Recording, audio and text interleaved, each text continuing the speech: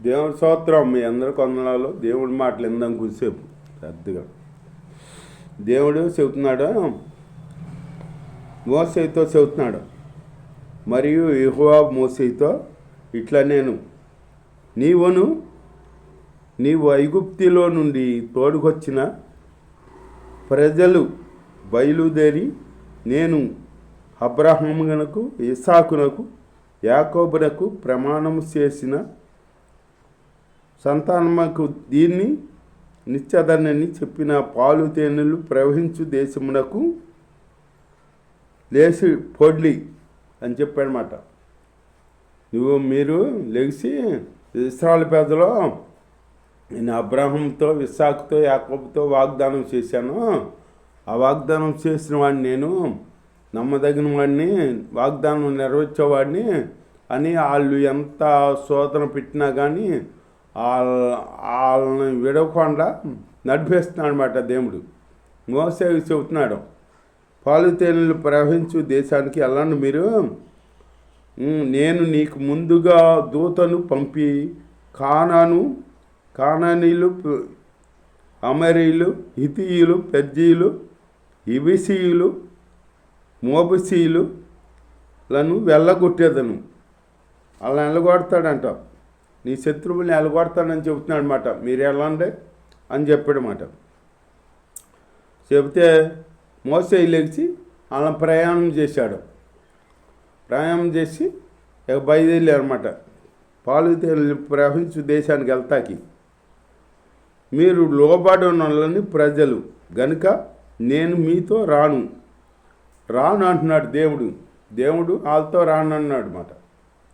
మీరు లోబడిన వాళ్ళని ప్రజలు, అందుకే నేను మీతో రాను అని చెబుతున్నాడు దేవుడు.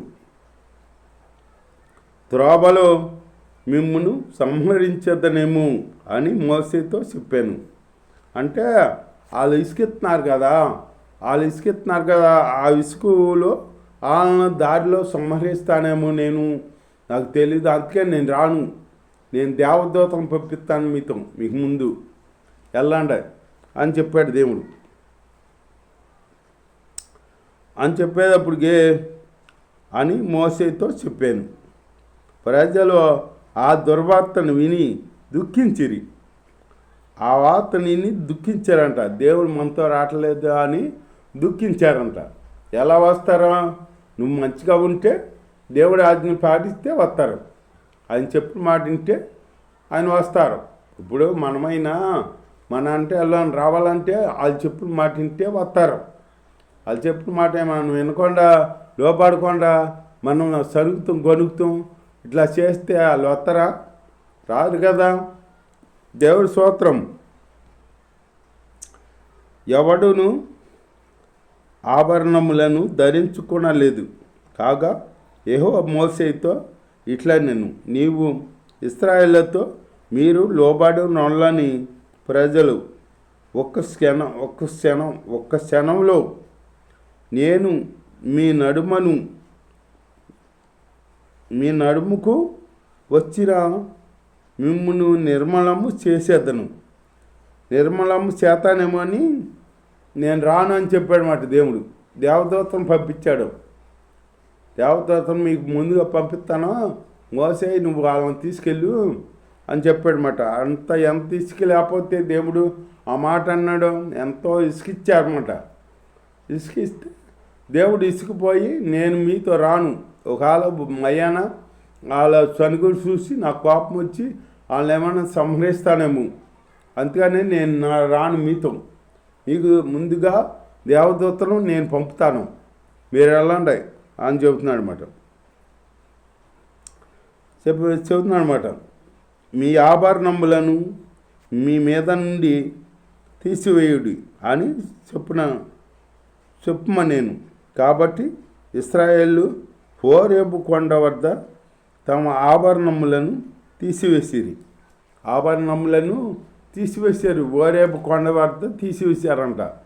దేవుడి స్తోత్రం. హల్లెలూయా. అంతటా మోసే గుడారమును తీసి పాలెము వెలుపలికి వెళ్ళి పాలెమునకు దూరముగా దాన్ని వేసి దానికి ప్రత్యక్ష గుడారమును పేరు పెట్టాను. ప్రత్యక్ష గుడారమని పేరు పెట్టాడంట మోసే దానికి. యెహోవాను ఎదకిన ప్రతివాడును పాలెమునకు వెలుపలనున్న ఆ ప్రత్యక్షపు గుడారమునకు వెళ్ళవచ్చును. ఆ ప్రత్యక్షపు గుడారం వెలుపలికి వెళ్ళవచ్చు అంట, లోనికి వెళ్ళకూడదు. వెతికేవాడు ఎవరన్నా యెహోవాని వెతికేవాడు ప్రత్యక్షపు గుడారం వెలుపలికి వెళ్ళవచ్చు అంట, లోనికి వెళ్ళకూడదంట. దేవుడు చెబుతున్నాడు అక్కడ. దేవుడి స్తోత్రం, హల్లెలూయా. మోసే ఆ గుడారమునకు వెళ్ళినప్పుడు ప్రజలందరూ లేచి ప్రతివాడు తన గుడారపు ద్వారమందు నిలిచి అతడు ఆ గుడారము లోనికి పోవు వరకు అతన్ని వెనుక తట్టు నిదానించి చూసుచుండెను. అంటే వాళ్ళు గుడారం దగ్గరికి వెళ్ళేదాకా వెనుక తట్టు గమనిస్తూ ఉన్నాడనమాట, చూస్తూ ఉన్నాడనమాట. వాళ్ళు దేవుడాజ్ఞ మీరి లోనికి వెళ్తారేమో అని చెప్పేసి అది దేవుడు మోసే గమనిస్తున్నాడు అనమాట. మోసే ఆ గుడారము లోనికి పోయినప్పుడు మేఘస్తంభము దిగి ఆ గుడారపు ద్వారమందు నిలవగా యెహోవా మోసేతో మాట్లాడుచుండెను. అంటే యెహోవా మేఘం చేత కమ్మింది మాట గుడారం. మేఘం చేత వస్తాడు దేవుడు, మేఘవాహనుడే వస్తాడు. ఒకసారి దేని మీద అయినా వస్తాడు దేవుడు. ప్రజలందరూ ఆ మేఘ స్తంభము ఆ గుడారపు ద్వారమున నిల్చుట చూసి లేచి ప్రతి వాడును తన గుడారపు ద్వారమందు నమస్కారం చేస్తుండేరి. మనుషుడు తన స్నేహితునితో మాట్లాడినట్లు యెహోవా మోసేతో ముఖాముఖిగా మాట్లాడుచుండెను. మనుషుడు తన స్నేహితుతో ఎట్లా మాట్లాడతాడో అట్లా దేవుడు మోసేతో ముఖాముఖిగా మాట్లాడుతున్నాడంట. మోసేతో మాట్లాడుతున్నాడు. అతని పరిచారకుడును నూను కుమారుడైన యెహోగవా అను యమనస్తుడు గుడారంలో నుండి వెలుపలికి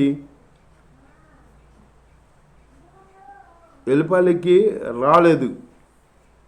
మోసే యెహోవాతో ఇట్లా నేను చూడుము, ఈ ప్రజలు తోడుకుని పొమ్మని నీవు నాతో చెప్పుస్తున్నావు కానీ నేను ఎవరిని పంపేదవో అది నాకు తెలపలేదు. నేను నీ పేరును బట్టి నిన్ను వెరిగి ఉన్నాను. నా కటాక్షము నీకు కలిగి ఉన్నదని చెప్పితి కదా. కాబట్టి నీ కటాక్షము నా ఎడల కలిగిన వెడల నీ కటాక్షము నా ఎడల కలుగునట్లుగా దయచేసి నీ మార్గమును నాకు తెలుపుము. నీ మార్గము నాకు తెలుపమంటున్నాడు మోసే. నీ మార్గము నాకు తెలుపుము. దేవుడి స్తోత్రం, హల్లెలూయా. అప్పుడు నేను నిన్ను తెలుసుకొందును. చిత్తగించుము. ఈ జనము నీ ప్రజలే కదా. నేను అందుకు ఆయన నా సన్నిధి నీకు తోడుగా వచ్చును. నేను నీకు విశ్రాంతి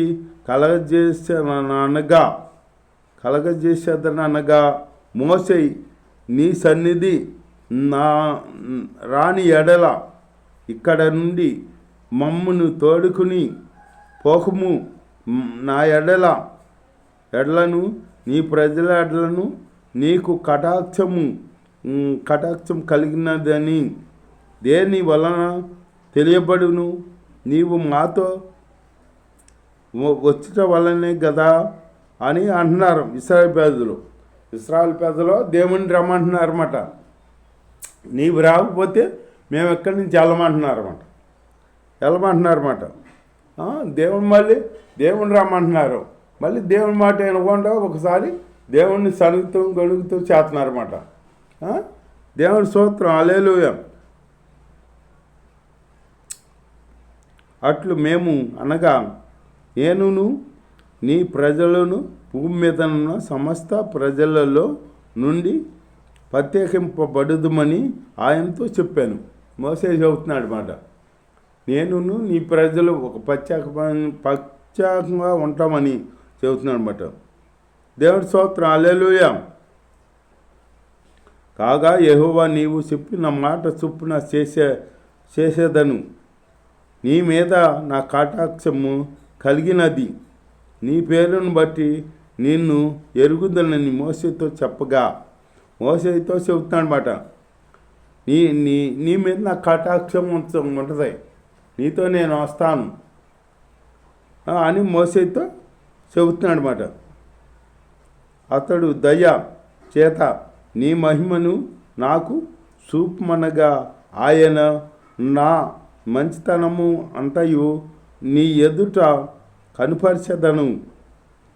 యెహోవా మంచితనం అంతా నీ ఎదుట కనుపరిచెదను అంటున్నాడు అన్నమాట. మోసే స్తోత్రం, దేవుని స్తోత్రం, హల్లెలూయా. అను నామమును యెహోవా అను నామమును నీ ఎదుట ప్రకటించేదను. నేను కరుణించెదను. ఎవని యందు కనికరపడేదను వాని ఎందే పడేదను.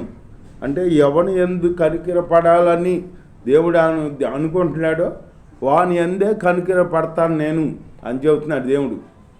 దేవుడికి మన మీద కనికరం ఉండాలి. కనికరం ఉంటే అప్పుడు దేవుడు మన పక్షాన కార్యం చేస్తాడనమాట.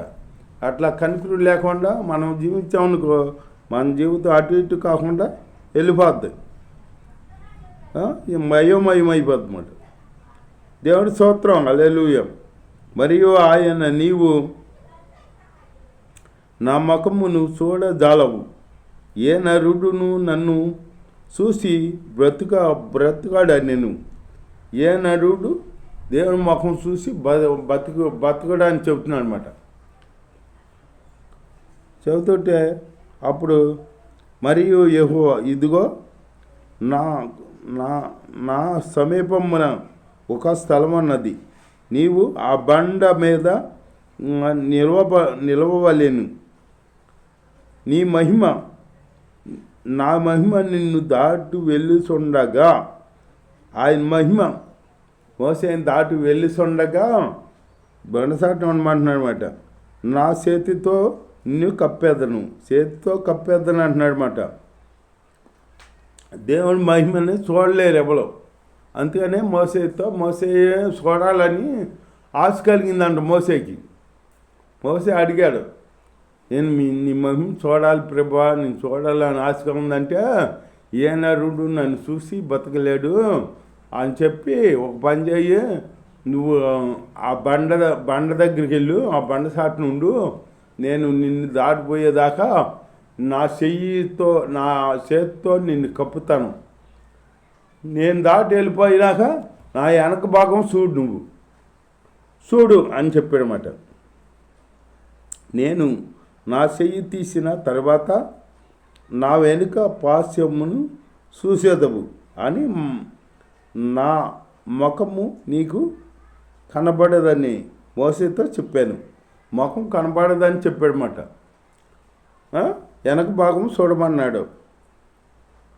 అట్లాగ మనం దేవుణ్ణి చూడాలంటే ఎంతో మనం దేవుడితో అనుబంధం ఉంటే కానీ దేవుడు మన ఆశ తీర్చడు. ఎంతో అనుబంధం ఉండాలి, దగ్గర సంబంధం ఉండాలి. అంటే ఇప్పుడు ప్రార్థన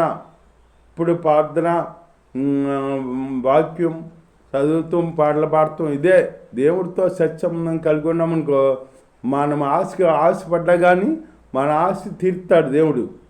తీరకుండా ఉండే దేవుడు కాదు, ఆశ తీరుతాడు దేవుడు. మన ఆశ ఎవరి ఆశ అయినా తీరుతాడు.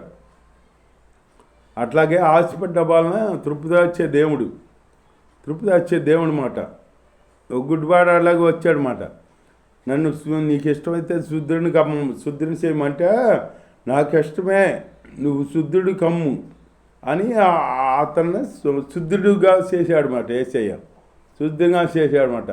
అలాగే దేవుడికి ఇష్టమే మనం శుద్ధిపడుతాం, కాకపోతే మనమే దేవుణ్ణి ఇడిచి దూరంగా జీవిస్తామన్నమాట.